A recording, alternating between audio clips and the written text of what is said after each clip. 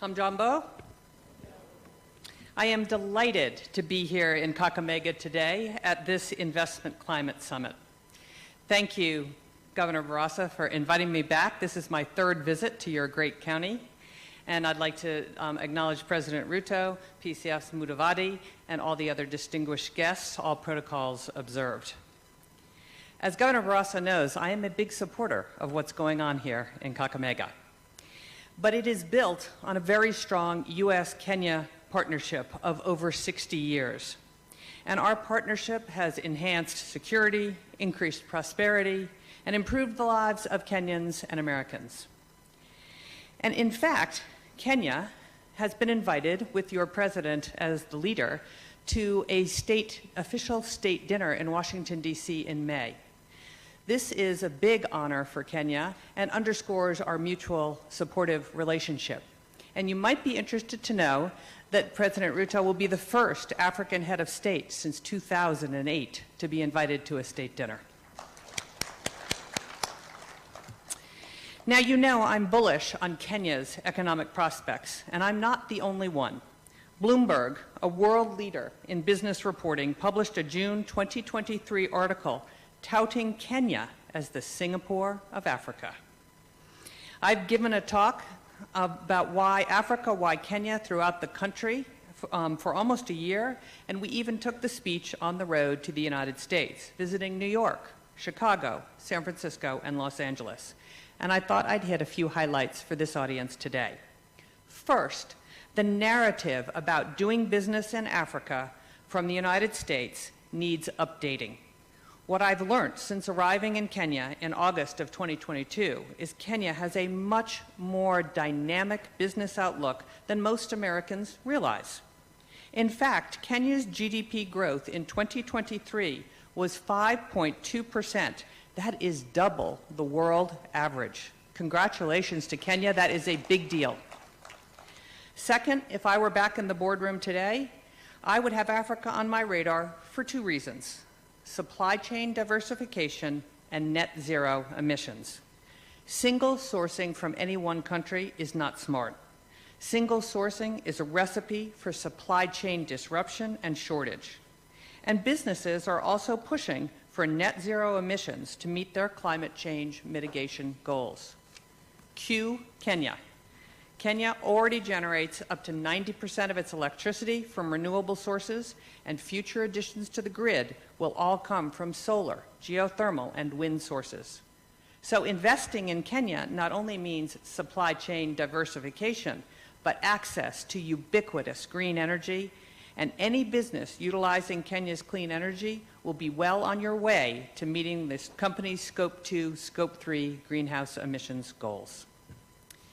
So let me back up a minute. Why Africa? As many of you know, by 2050, 1 in 4 humans, a quarter of the world's population, and 1 in 3 working-age people will live in Africa. Africa is a young continent, the youngest in the world, with 60% of its population under 25. Africa is the largest emerging market.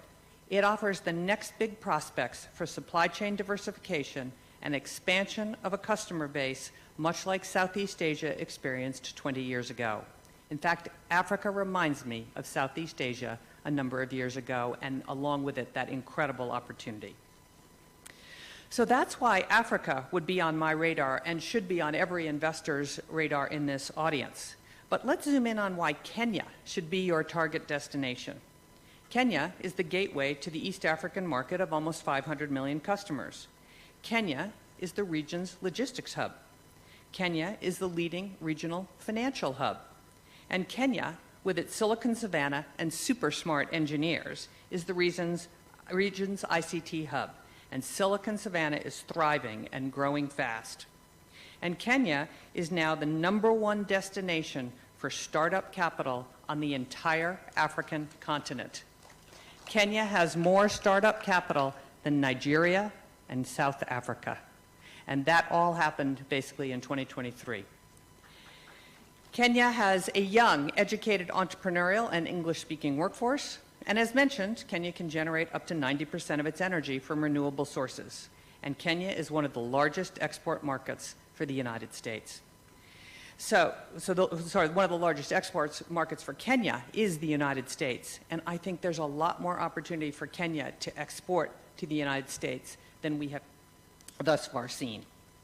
So just a couple of these with a little more detail. As I said, Kenya is already the regional financial hub for East Africa, and as many of you already know, the home to Silicon Savannah, a vibrant technology community that makes Kenya the premier destination for tech investments and all innovation in Africa. And many leading U.S. companies are already here. Foreign direct investment and startup capital. Kenya has attracted significant foreign direct investment and is, as I said, the leading destination for startup capital on the continent. As I said, on a pure startup capital basis in dollars, Kenya leads the continent. And from a workforce perspective, Kenya is English-speaking. As I said, every firm I have spoken to, and I speak to all the foreign direct investors here, they rave about the quality of the Kenyan workforce. I was speaking to an apparel manufacturer the other day who is a global, in fact, the largest apparel cut and sew operation in the world. They said Kenya is their best workforce in the world of 42 countries. So why Kakamega? Finally, I really want to highlight its potential for economic development. As you've already heard from Governor Barasa today, the Kakamega investment strategy is focused on agriculture and industries that support agriculture. I believe that, but I also think there are lots of other opportunities as well. So I want to draw your attention to a few case studies that I think offer the roadmap to success. First is the apparel supply chain. As many of you know, I am really excited about the apparel industry here in Kenya.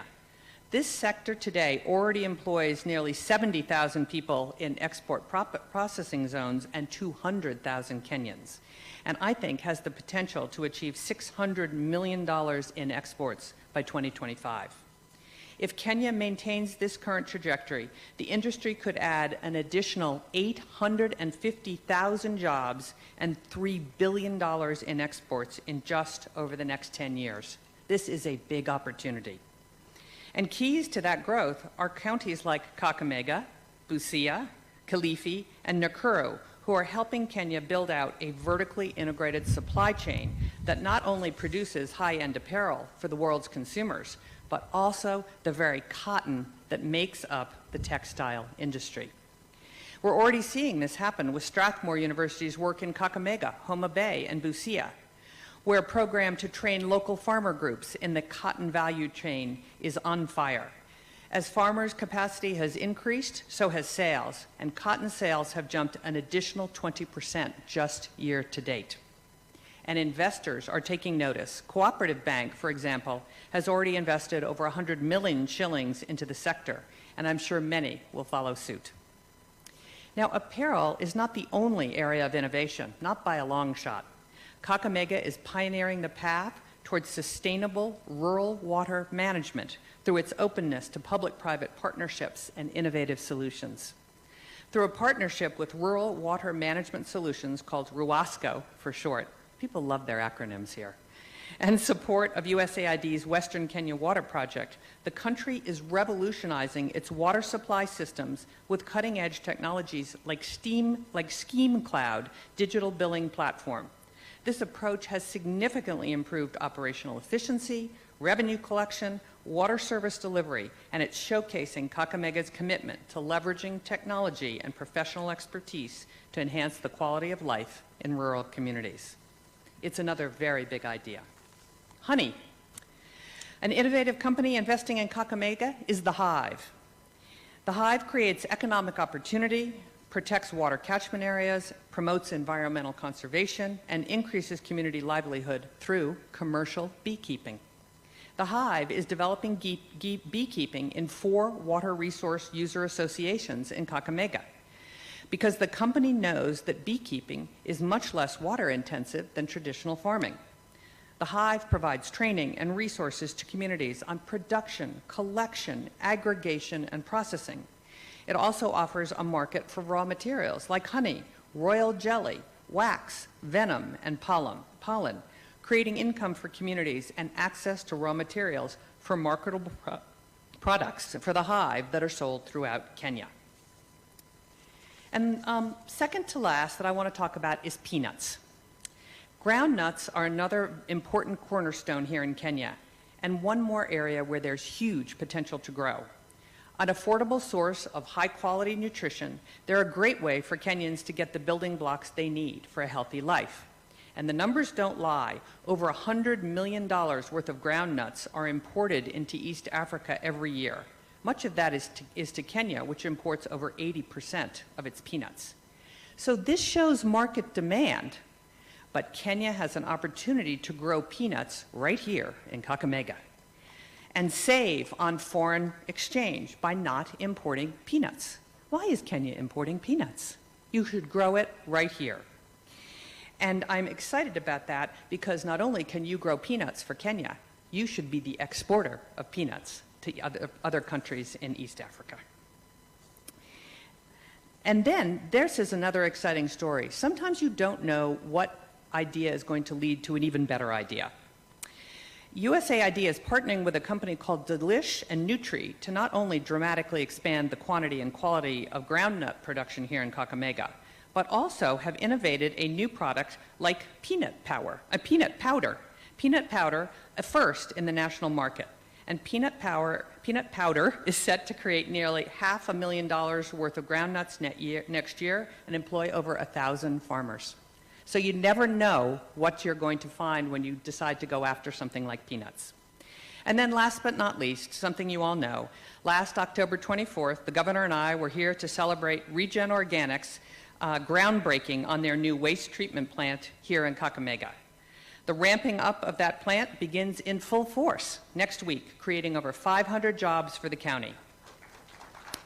And in addition, Regen's partner organization, Fresh Life, has developed a plan to also begin collecting waste in Kakamega, as it does in Nairobi and Kisumu, which will increase its fertilizer and insect-based protein production here as well. So, Governor, again, congratulations on getting Regen Organics. It was a competitive bid, and your governor won.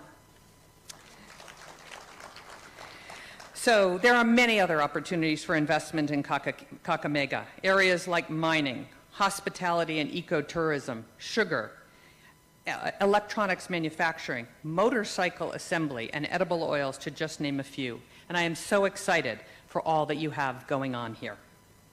So as many of you know, I've had the privilege of traveling around this wonderful country, and I have seen the entrepreneurial spirit of the Kenyan people.